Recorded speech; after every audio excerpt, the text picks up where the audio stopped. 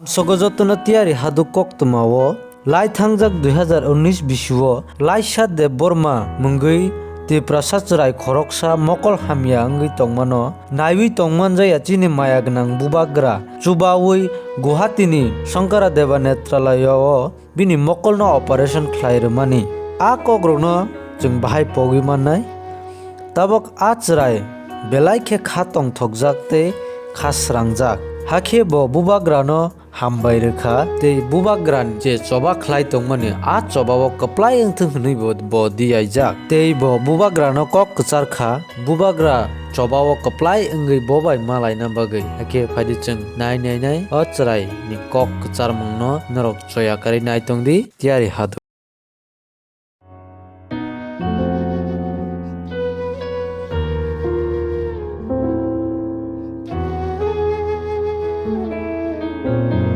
Sini mogol kya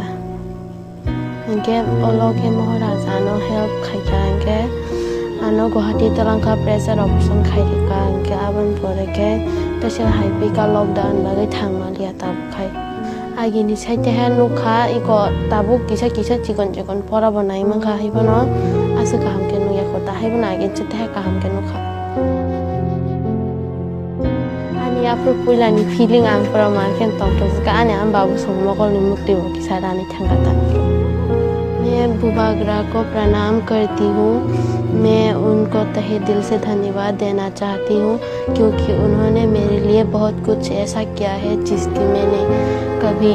कल्पना भी नहीं की थी। इसीलिए मैं बुबागरा को तहे दिल से शुक्रिया कहती हूँ।